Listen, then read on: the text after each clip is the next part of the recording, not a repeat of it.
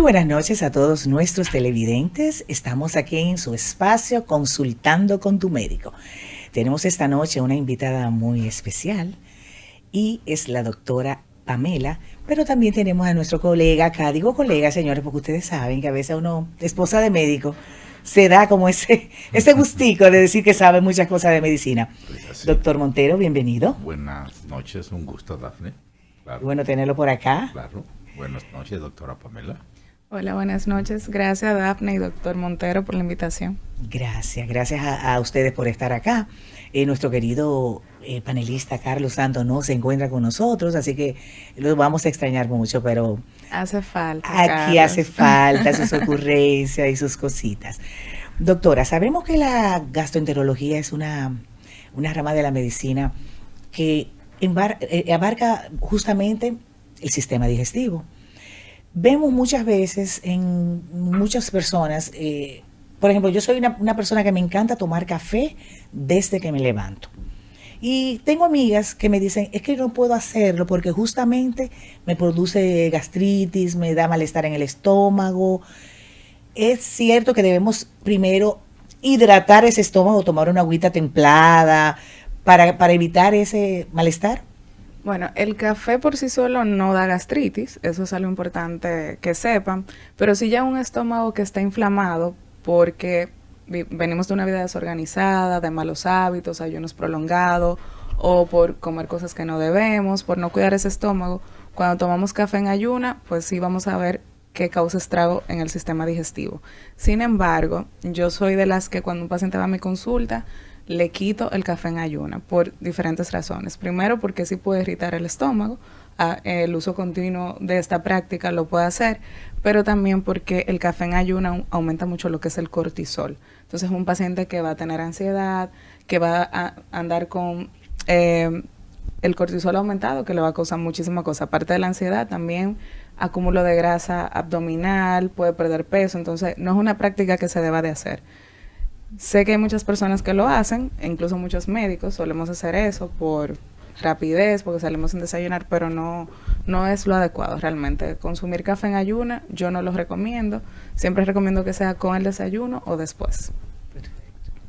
Bueno, yo entiendo que soy una bebedora de café, pero siempre ando con ese malestarcito, no es realmente mucho, y suelo siempre apoyarme el omeprazol, que muchas veces dicen, bueno, el omeprazol es bueno, pero afecta el hígado, que no sé qué. Tú sabes, hay muchas cosas muchos mitos que uno sabe. Tú sabes que los dominicanos privamos en recetar. Claro que sí. Bueno, los IVP, porque a mí no me gusta dar mucho nombre de medicamentos, Sí. porque después dicen, por ahí dijo la doctora que hay que tomar omeprazol en ayuna. No, los IVP, que son los inhibidores de bomba de protones, y hay muchos, dentro de eso el famoso omeprazol, no se deben de tomar indiscriminadamente. Es un medicamento, suelen ser medicamentos que se venden OTC en la farmacia, que no debería de ser, deberían ser medicamentos recetados, porque el consumo a largo plazo, que no tiene un seguimiento por un gastroenterólogo, puede causar problemas en el paciente. Aunque son medicamentos que la gente lo ve como medicamentos nobles, igual sigue siendo fármaco. Entonces hay que tener mucho cuidado con eso. No debemos de tener esta práctica de déjame tomarme omeprazol hoy porque no me siento bien. No, lo ideal es ir a la consulta para que el paciente pueda ser individualizado y ponerle el tratamiento adecuado. Excelente, doctor. ¿Usted tiene alguna preguntita para mí? A propósito del omeprazol, y escúcheme de decir la molécula, muchas personas lo utilizan en vez de ranitidina o en vez de antiácido. ¿Cuál para ellos recomendable es mejor? Uno. Y dos, ¿es cierto que a largo plazo el uso indiscriminado de omeprazol puede conllevar a pérdida de memoria en los pacientes adultos? Ok, la primera pregunta, cada medicamento está indicado para una patología. Hay pacientes que van a necesitar antiácido, el apoyo de un antiácido. Hay pacientes que ya la ranitidina no está en el mercado, la sacaron, pero en su momento sí fue muy utilizada y era un medicamento que ayudaba bastante al médico para esos pacientes que tenían esa dispepsia que no mejoraba con cambios de hábitos, alimentación y demás. Y los IVP, en este caso el omeprazol, como lo conocemos, también tiene su indicación clara. enfermedades puntuales que deben de tener ese apoyo de estos medicamentos. Como vuelvo y digo, individualizar al paciente. Siempre que un paciente llega a la consulta, el doctor sabe una buena historia clínica, un buen examen físico para uno poder hacer una buena indicación de un medicamento. Y el uso a largo plazo de los IVP, está descrito el tema de pérdida de memoria, sin embargo, no hay suficientes datos científicos que pueda avalar esto. Se han reportado casos, pero son casos que son muy mínimos, entonces sí están reportados, uno lo busca en la literatura, pero no tienen un gran aval porque no tienen un gran apoyo de múltiples casos de pacientes que sí le haya pasado por un uso prolongado del medicamento. Ok, yo siempre he escuchado, por ejemplo, en el caso de los médicos, por ejemplo, en el caso de los médicos cirujanos plásticos, nos ha tocado pacientes que tienen que ser medicadas luego de la cirugía con medicamentos, esos antibióticos que irrita bastante el estómago, pero a la vez muchas pacientes esconden ese factor que tienen de tener una gastritis, y nos tocó una paciente que tenía ¿cómo que le llaman? Varices. Varices, si se le pudiera decir así. Perdón, ay Dios mío, estos teléfonos son inteligentes. Y regularmente la paciente tuvo un sangrado masivo. Uh-huh. Debió haber sido por los mismos medicamentos que irritaron ese estómago, o más bien ya el cuadro estaba muy avanzado.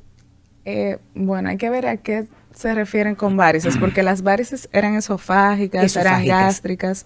Okay, una paciente o un paciente que tenga varices esofágicas debe de ser, hay algunas razones, pero la más común es porque tenga una cirrosis hepática. Entonces, no sé si hubo una buena investigación de la paciente o ella ocultó datos. Ella ocultó datos. Porque el paciente que tiene varices esofágicas es porque su hígado está dañado, tiene una cirrosis hepática, hay un aumento de la presión portal que va a hacer que el paciente desarrolle esta condición de varices esofágicas, y pues si el paciente, si no está bien beta bloqueado, bien manejado, con un control de la enfermedad, puede sangrar al punto que lo puede llevar a la muerte. Wow. Sí, claro que sí. Eso es bien complicado. En el caso de los pacientes, como hablábamos antes de comenzar el programa, que utilizan el Ozempic, en este caso no por diabetes, sino de manera clandestina para perder peso. Con ChatGPT. Sí, han llegado muchas. Sí, bueno, lamentablemente tenemos que mencionar nombres comerciales porque si no es así la gente no lo va a entender. Pero el Ozempic forma parte de los agonistas de la GLP-1, que es una sombrilla. Dentro de esta sombrilla está la semaglutide, que su nombre comercial es Ozempic. Tenemos la liraglutide, que viene siendo la Saxenda, tirzepatide, que viene siendo el Mounjaro, y bueno, así una serie de medicamentos que tienen su molécula y su nombre comercial y está muy en boga. ¿Qué pasa? El Ozempic, que viene siendo la semaglutide, tiene dos vertientes. El que tenemos aquí en el país es un medicamento que es para el paciente diabético, porque la dosis que está acá es solamente para mejorar y regular lo que es la resistencia a la insulina y mejorar la diabetes tipo 2. Sin embargo, sí lleva a la pérdida de peso. El medicamento tiene ese efecto de que también puede ayudar al paciente a perder peso. En Estados Unidos, y pronto lo vamos a tener aquí en el país, está la semaglutide de 2.4, que esa sí es la que ha demostrado ser para obesidad, para tratar obesidad. Los pacientes lo usan indiscriminadamente porque lo escuchan, está muy en boga, conocen personas que lo han utilizado y lo hacen. No es una práctica que se debe de hacer, es un medicamento que tiene que tener un seguimiento de un especialista y sobre todo un especialista que conozca del tema, porque son medicamentos nuevos relativamente y tienen sus consecuencias, así que deben ser seguidos estos pacientes. Ya si hay otros medicamentos que pueden ser para pérdida de peso, que son específicamente para trabajar la parte metabólica de la obesidad, todo lo que conlleva el sobrepeso y la obesidad, vuelvo y repito, como es la liraglutide, que es la Saxenda, el Mounjaro, que trabaja tanto la parte de diabetes, pero también tiene un efecto sobre el paciente para perder peso y todo lo que es la enfermedad de la obesidad. Así que el paciente igual, individualizar y colocar el medicamento. Yo he tenido pacientes que he puesto Ozempic, han llegado a mi consulta y les refiero y tengo pacientes también que le pongo medicamentos, pero más dirigido a pérdida de peso, mejorar el metabolismo. ¿Pero y efectos secundarios entonces? De los medicamentos. Medicamentos van a tener efectos secundarios siempre y cuando el paciente no se deje llevar de su médico, porque esto tiene que ir acompañado de un tratamiento nutricional y que el paciente también haga un cambio del mindset. No podemos comer igual, la misma cantidad, las porciones, la forma incluso de cómo uno come en el plato debe de cambiar. Entonces los efectos secundarios que puede tener es náusea, vómito, el paciente puede tener hipoglucemia si se pone el medicamento y no come nada en el día, porque son medicamentos hipoglucemiantes. Recordemos que ellos, una de las cosas que hacen es mejorar la glicemia en ayunas y también postprandial, o sea que si me lo coloco y no como nada, pues me va a dar una hipoglicemia y los efectos negativos e incómodos que da el que a uno le baje el azúcar, como uno dice, como uno lo conoce. Puede tener estreñimiento y otros efectos que puede tener el paciente inmediato cuando va utilizando el medicamento. Por eso siempre es bueno tener su seguimiento con el especialista. Y cuando usted dice la forma de cómo uno come en el plato, ¿se refiere a? Importantísima, esa pregunta me encanta. Cuando el paciente está en estos medicamentos, volvemos y repetimos que son los agonistas de la GLP-1, tiene que saber que debe priorizar la proteína, porque es un paciente que va a comer menos cantidad. Entonces, si esa poca cantidad que como es en base a carbohidratos, en base solamente a vegetales, entonces voy a crear sarcopenia, o sea, voy a perder músculo.